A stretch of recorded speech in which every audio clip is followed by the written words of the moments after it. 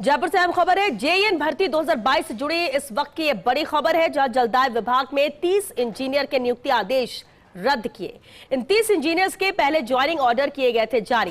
तो पहले joining orders जारी किए गए थे, लेकिन अब इनकी नियुक्ति को रद्द किया गया है। जेईएन भर्ती 2022 से जुड़ी इस वक्त की ये बड़ी खबर है। जलदाय विभाग में 30 इंजीनियर के नियुक्ति आदेश रद्द किए गए हैं। इन सभी 30 इंजीनियर्स के पहले ज्वाइनिंग ऑर्डर जारी किए गए थे, लेकिन अब नियुक्ति आदेश को रद्द किया गया। जेईएन भर्ती 2022 से जुड़ा हुआ यह बेहद अहम मामला, बड़ी खबर।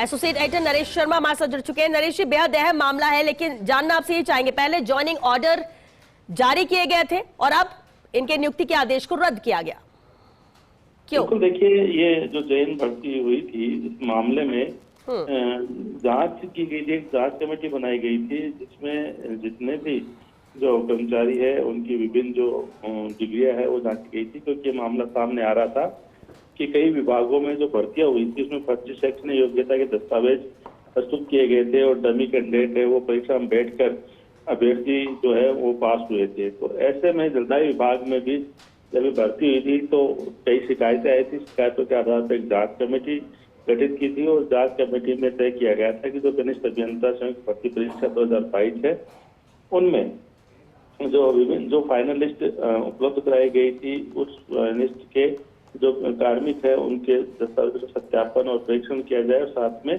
उनकी आंतरिक जो जांच कमेटी है उसके द्वारा भी ये तमाम चीजें जांच की गई।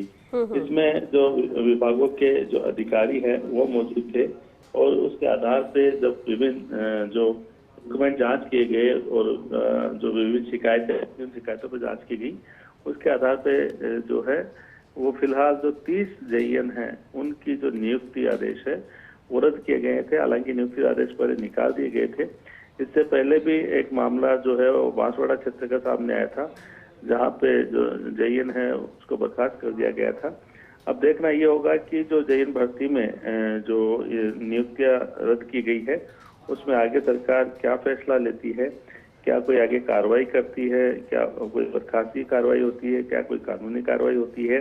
और भी जब जांच करेंगे तो इस बात की संभावना है, जिस तरह की शिकायतें सामने आ रही है कि कुछ और भी जो कैंडिडेट्स है जो कि पास हुए थे, जिनकी संदिग्ध बात बता के जो शिकायतें हुई थी, उनकी जांच करने पर भी हो सकता है कुछ और भी इनमें शामिल हो।